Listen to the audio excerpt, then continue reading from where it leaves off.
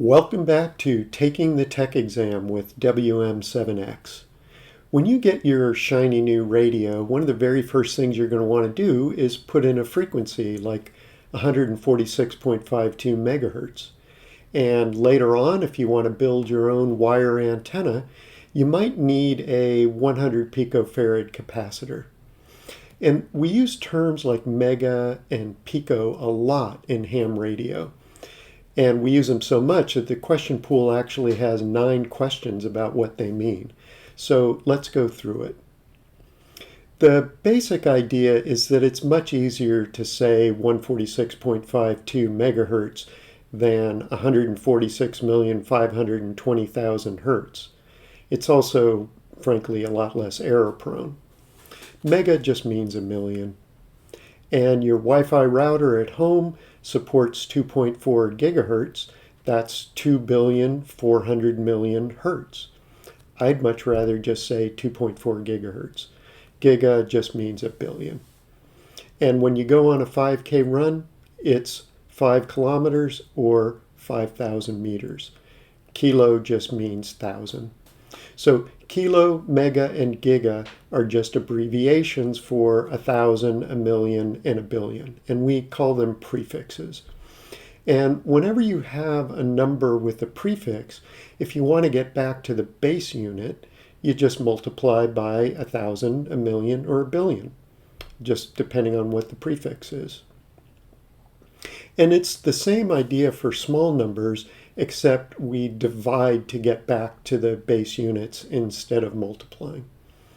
And we don't tend to use really small numbers in our day-to-day lives, but we do use them a lot in electronics, so they're good to know. And the prefixes in this case are milli, then micro, then nano, then pico. And each one is 1,000 times smaller than the one before. So we divide by 1,000, a million, a billion, and even a trillion.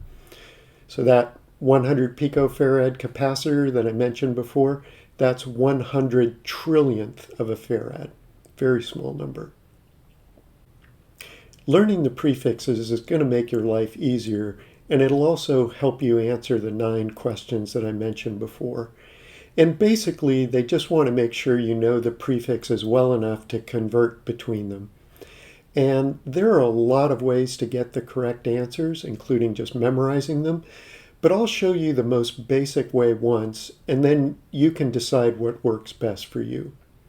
And the basic way is to convert every number you see into base units.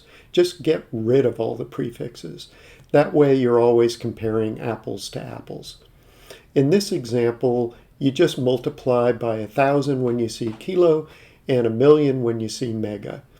And in the end, you can see that one matches.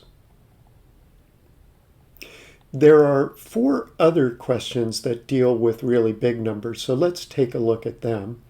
And the very first thing we'll do is just convert everything to base units. Just get rid of all the prefixes.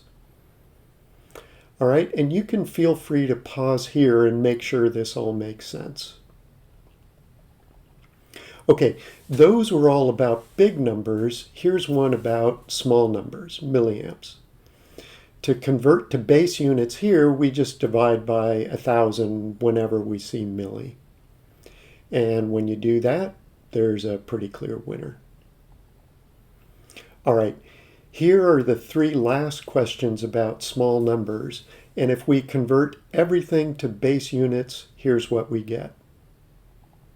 Again, feel free to pause here to make sure everything is clear. And that's all there is to it. Just spend some time learning these prefixes, and when you use them enough, they'll just become second nature. I hope you found this helpful, and if you have any questions or comments, please leave them below. And if you want more tips on how to join the hobby or upgrade your license, please click the subscribe button and ring the notification bell. We'll see you in the next video.